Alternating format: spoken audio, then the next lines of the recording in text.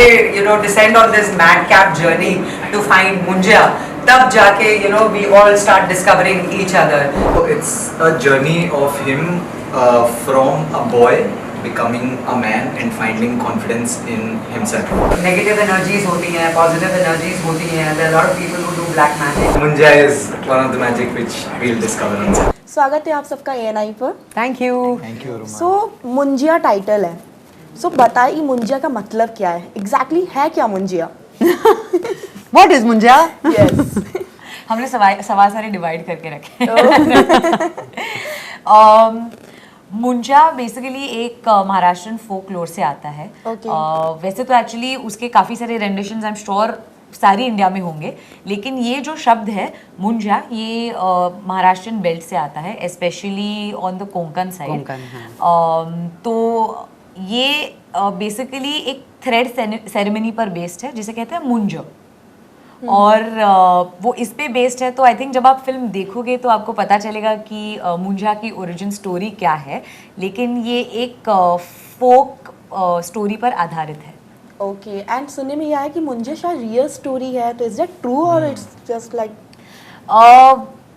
जैसे बहुत सारी कहानियाँ जो बच्चों को भी सुनाते हैं, पता है जब बच्चे परेशान कर रहे होते हैं तो कोई बोलता है कि चुप बैठो वरना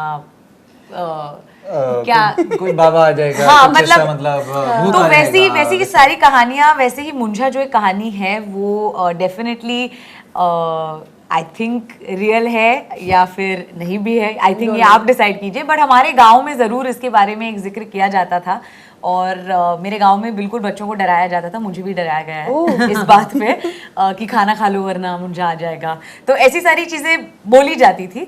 रियल है या नहीं है ये आप डिसाइड कीजिए. ओके.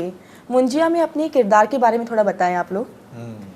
तो मेरा कैरेक्टर है पम्मी एंड मैं अभय की मम्मी बनी हुई हूँ and I am pretty strict and I am very very possessive about Bittu जो इसका कैरेक्टर नेम है अभय का. एंड बस हम दोनों का एक जर्नी है जो बाद में काफ़ी ट्विस्ट्स एंड टर्न्स के थ्रू गुजरती है. Lots of Burns and बुचरी. और फिर पम्मी को पता चलता है कि एक्चुअली बिट्टू उसका हीरा बेटा है. So yeah, I think when they descend on this madcap journey to find Munjya, तब जाके we all start discovering each other. तो बहुत ही फन कैरेक्टर है, थोड़ी लाउड है, लड़ाकू है, तो मुझे बहुत मज़ा आया. एंड हार्डकोर कॉमेडी है. So something that I have never attempted before. तो मुझे I really enjoyed working with Sharvari, Abhay and our director. So yeah. Sharvari. मेरा जो किरदार है वो लेट्स जस्ट से कि आज की लड़की है, जेनजी लड़की है जो बेसिकली अपने ड्रीम्स अचीव करना चाहती है, जो अपने ड्रीम्स को सबसे आगे रखती है, जो आई गेस हम सभी रखते हैं आजकल. और आई थिंक सो बहुत सारी लड़कियां उस पर रिलेट करेंगी. उसकी डेटिंग लाइफ बड़ी कंफ्यूज सी है, शायद उस पर भी सारी लड़कियां रिलेट कर पाएंगी, क्या पता. बट वैसी लड़की है और बहुत ही अच्छा और खूबसूरत किरदार लिखा गया है. तो आई थिंक मैं रुकूंगी कि लोग फिल्म देखें और इस किरदार को एक्सप्लोर करें. मतलब आप कह रहे हो बहुत रिलेटेबल है, तो सब रिलेट करने वाले हैं. रिलेट करने 100%. अब आप बताएं.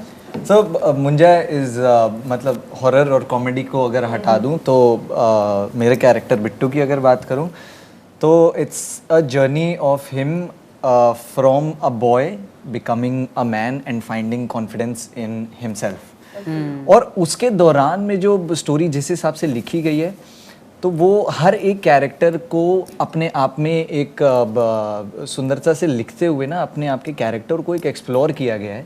और हर एक कैरेक्टर की एक जर्नी है कि कैसे लाइफ में अगर डिफ़िकल्ट सिचुएशन आती हैं तो कैसे एक इंसान रिएक्ट करता है and finding coming boiling down to the fact that अगर स्ट्रेंथ में ही यूनिटी है, अगर परिवार एक साथ रहता है एंड आपके रिलेशनशिप्स जो आपके आसपास के इर्द गिर्द के जो केयर करने वाले लोग हैं, आपसे प्यार करने वाले लोग हैं, अगर वो साथ में रहते हैं तो ये सफ़र और भी इंटरेस्टिंग, हॉरर और कॉमिक हो जाता है. तो it's about a journey of every character and yeah this boy becoming from a sensible, sweet, kind-hearted person to also a little practical and more of a giver of lover and positive things. So that's हमें सुना है कि कोंकण वगैरह, कोंकण गांव है वहाँ पे shooting हुआ है।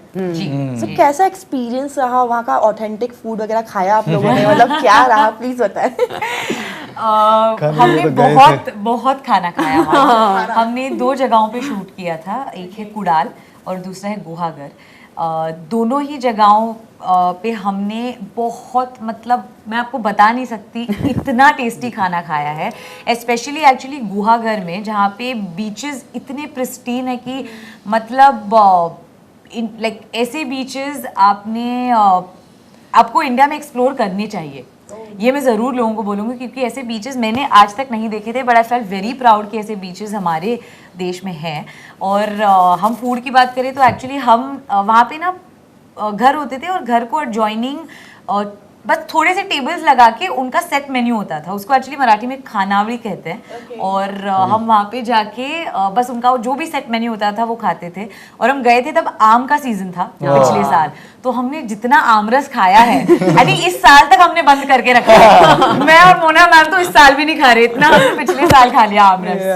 बट मोना मैम ने भी बहुत एक्सपीरियंस किया है इस जर्नी को खाने की, तो मैम ही बताएंगे।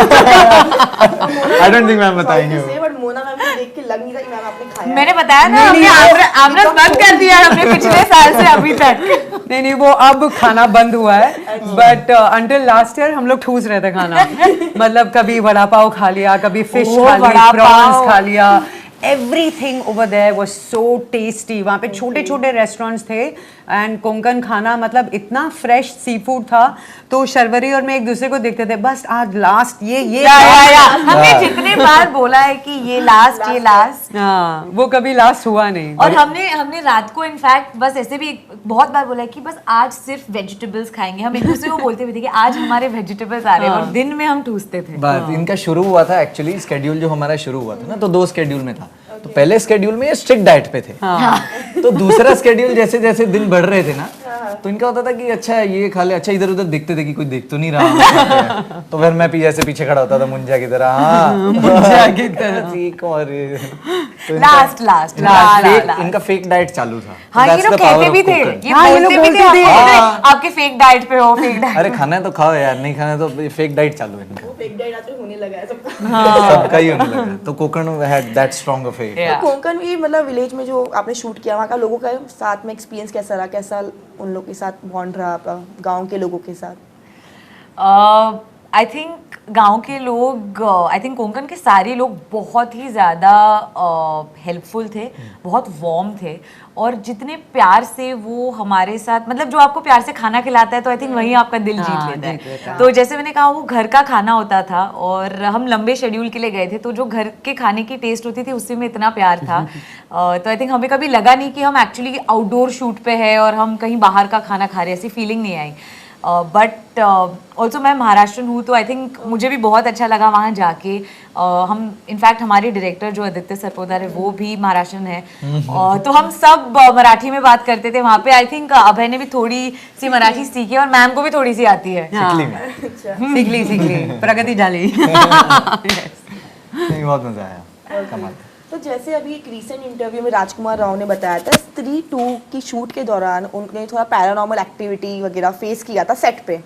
तो आप लोगों की लाइफ मतलब हॉरर शूट था, तो आप लोगों ने कुछ फेस किया क्या? फिर कोई रियल लाइफ एक्सपीरियंस रहा ऐसा? बता दे। प्लीज।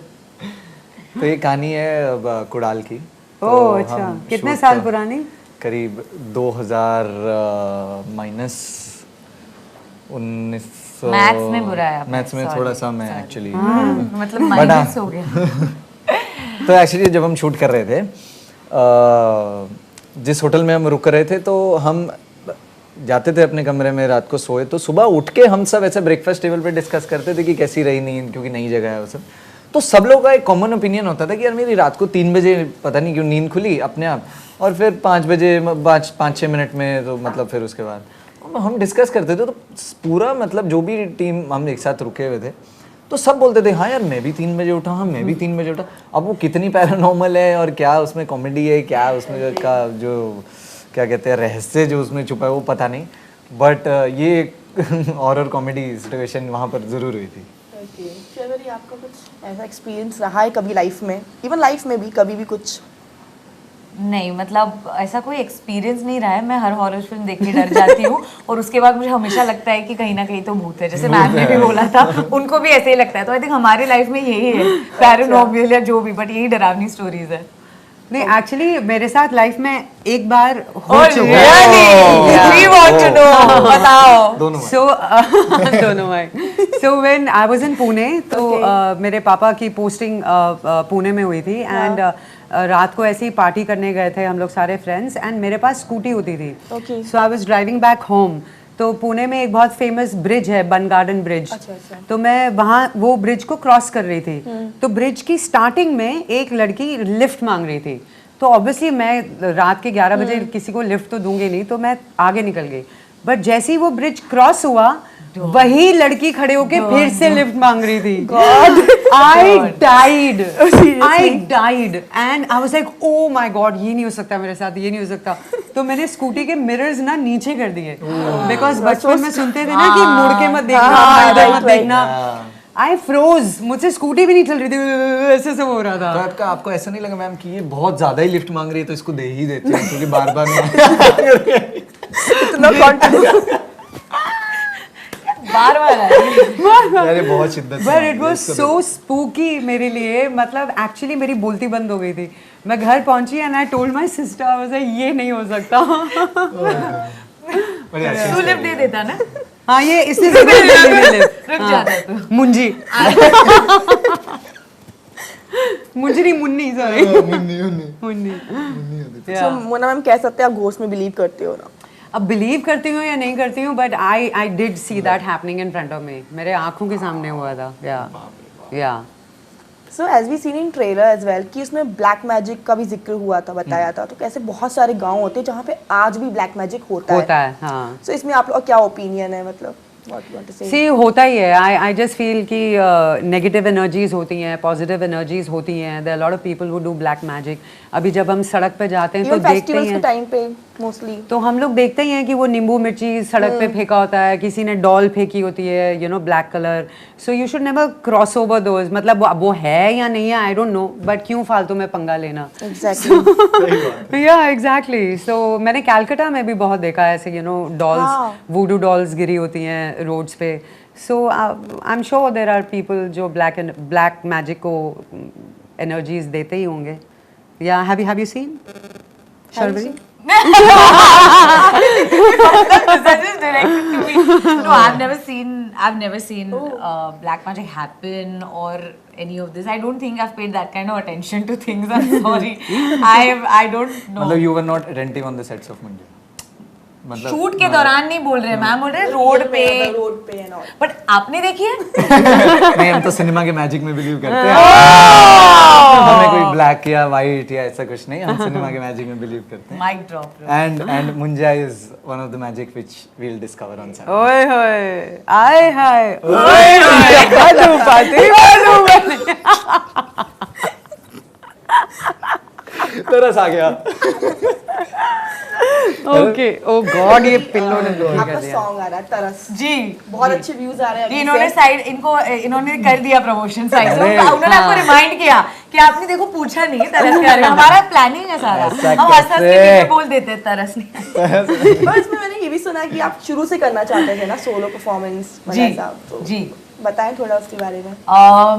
सो ऑब्वियसली मैं फिल्म इंडस्ट्री से नहीं हूँ, तो जैसे आप मैं नॉर्मल सी लड़की हूँ, मैं अपने फ्रेंड्स या फैमिली के साथ थिएटर्स जाती थी, बड़े फिल्म्स और बड़े सॉन्ग्स देखती थी, और हमेशा लगता था कि आई होप मैं किसी दिन ऐसा एक अपना गाना करूँ।